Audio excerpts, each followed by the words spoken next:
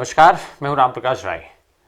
बिहार में हुई शराब जो जहरीली शराब पीने से मौतें हुई उस पर जो विवाद है वो लगातार बढ़ता जा रहा है। कई अलग अलग तरीके के जो आंकड़े सामने आ रहे हैं, साथ ही साथ सरकार और विपक्ष के बीच में जो तनाव है उसमें भी बढ़ोतरी देखी जा रही है। अब नया डेवलपमेंट उसमें ये हो रहा है कि एक तरफ जहां नीतीश कुमार अपने इस रुख पर अड़े हुए हैं कि शराब पीने से हुई जो मौतें हुई हैं उन लोगों को मुआवजे की बात जहां तक है उसमें नीतीश कुमार पहले ये इनकार कर चुके हैं कि शराब पीने से हुई मौतों में किसी भी एक भी रुपया वो मुआवजा देने के लिए तैयार नहीं है।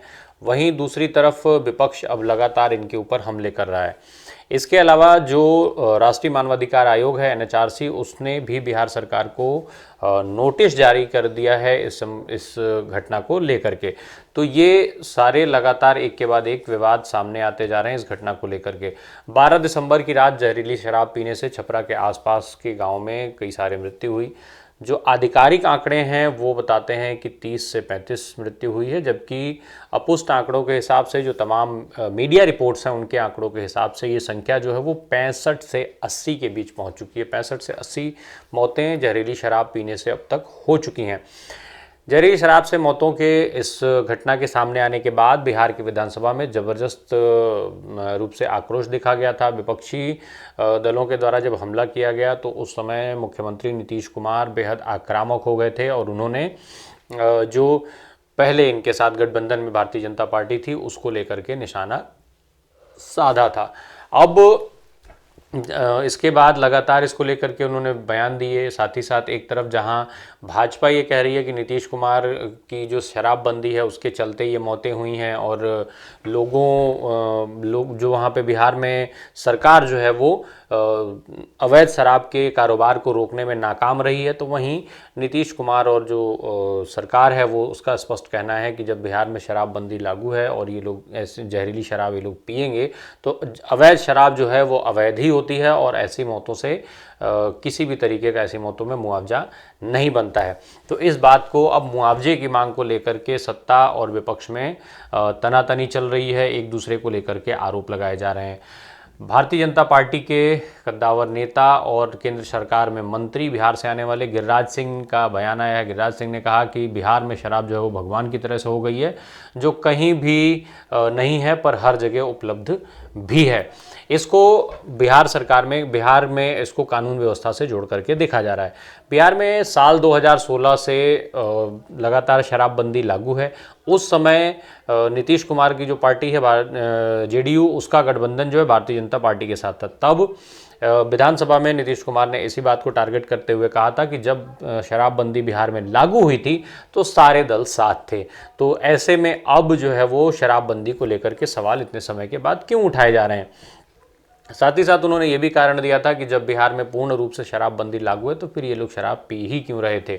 तो इस तरीके से ये विवाद बढ़ता जा रहा है। वहीं मौतों के आंकड़े भी बढ़ रहे हैं। हालांकि इसमें भी जो आंकड़े हैं इन आंकड़ों को लेकर के भी कई तरीके के सवाल उठ रहे हैं। एक तरफ ये आरोप लगाया जा रहा है कि मौतों का आंकड़ा सरकार सही नहीं बता रही है, वहीं दूसरी तरफ कुछ मीडिया रिपोर्ट्स का कहना है कि पुलिस के चलते ये आंकड़े जो हैं वो स्पष्ट नहीं हो पा रहे हैं। पुलिस जो है इन आंकड़ों को कम करने की कोशिश में लगी हुई है और लगातार जिन लोगों की अवैध शराब पीने से मौतें हुई हैं उनके परिवारीजनों को धमकाया जा रहा है। उनसे ये कहा जा रहा है कि आप जो है इसको गांव में ही इनका अंतिम संस्कार कराइए और ये कहिए कि ये मौतें जो है वो ठंड से हुई हैं। अगर आप ऐसा करते हैं तो आपको 4 लाख रुपए की आर्थिक सहायता भी मिल जाएगी, जबकि अगर आप शराब पीने से मौत की बात करेंगे तो पोस्टमार्टम होगा और ऐसे में किसी भी तरीके का मुआवजा नहीं मिल पाएगा। साथ ही साथ जब पुलिस के इस रवैये के चलते लोगों में ये डर भी बना हुआ है, जो मीडिया रिपोर्ट्स कह रही हैं कि यदि वो पोस्टमार्टम के लिए जाते हैं तो ऐसे में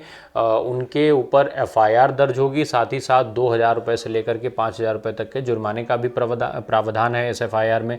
इसके अलावा इस तरीके के केसेज में 1 साल तक की कारावास भी जो है वो कारावास की सज़ा का भी प्राविधान इसके अंतर्गत रखा गया है। हालांकि अभी इसी साल मार्च में बिहार सरकार ने शराब को लेकर के, शराब पीने वालों को लेकर के कुछ ढील भी दिया था। जो कानून बनाए गए थे पहले वो सख्त थे, उसको और उस कानून में ढील देने का काम बिहार सरकार ने किया था। वहीं शराबबंदी को लेकर के नीतीश कुमार अभी भी अड़े हुए हैं कि वो शराबबंदी को ख़त्म नहीं करेंगे। हालांकि उनके रवैये को लेकर के भी इस मामले में सवाल उठाए जा रहे हैं। कहा जा रहा है उनके ऊपर, चूंकि बिहार में जब नीतीश कुमार पहली बार सत्ता में आए थे तो उस समय शराब की जो नीतियां थीं उसमें उन्होंने कुछ ढील दिए थे, उसको सरल बनाया था। उसके बाद फिर बाद में 2016 में महिलाओं के वोट के चलते जो है वो शराबबंदी लागू की गई थी। इस तरीके के आरोप भी लगाए जा रहे हैं कि उन्होंने पहले शराब से खूब पैसा कमाया और फिर महिलाओं के वोटों को साधने के लिए शराबबंदी बिहार में लागू कर दी। इसके अलावा कई बार ऐसे केसेस देखे जाते हैं, चूँकि जो उत्तर प्रदेश की लगे सीमा से जो बिहार के क्षेत्र हैं वहाँ पर उत्तर प्रदेश से शराब ले जा करके किस तरीके से स्मगलिंग होती है, इस तरीके की तमाम घटनाएं मीडिया रिपोर्ट्स में आती रहती हैं। अगर आंकड़ों पर हम नज़र डालें तो जो आंकड़े हैं अवैध शराब से होने वाली मौतों का ये मामला कोई नया मामला नहीं है। इस तरीके के मामले हर साल देखने में आते रहते हैं। साल 2021 की, जो बीते साल की अगर हम बात कर लें तो उसमें सबसे ज़्यादा जो मौतें हुई थी जहरीली शराब के चलते वो पंजाब में हुई थी, 127 मौतें हुई थी। इसके बाद मध्य प्रदेश में करीब 108 मौतें हुई थी, वहीं कर्नाटक में 104 मौतें हुई थी। पिछले साल यानी साल 2021 की बात कर रहे हैं जब हम, तो बिहार में केवल 2 मौतों का आंकड़ा मिलता है। ये जो आंकड़ा है वो NHRC का डेटा जो है वो कहता है कि बिहार में केवल 2 मौतें ही हुई थी। वहीं साल 2020 की बात करें जब पूरी दुनिया कोरोना महामारी से ग्रसित थी तो मध्य प्रदेश में ये सबसे ज़्यादा मौतों का मामला सामने आया था। उस साल 214 मौतें अकेले मध्य प्रदेश में हुई थी। तो इस तरीके के मामले कोई नए नहीं हैं, मामले अक्सर आते रहते हैं। इसके बावजूद भी लोग जो है वो चेतते नहीं हैं और ऐसी घटनाएं होती रहती हैं। तो अब जो ये सारा विवाद है वो अवैध शराब से हुई लेकर के मौतों के अलावा मुआवजे से लेकर के और वोट की राजनीति तक पहुंच गया है। विवाद अब जो है मौतों से ज़्यादा राजनीतिकरण का रूप लेता जा रहा है और इस राजनीतिकरण में सारे दल शामिल हैं। ठीक उसी तरीके से जिस तरीके से शराबबंदी के समय ये सारे दल एक थे और तब इन सब का मकसद था वोट लेना।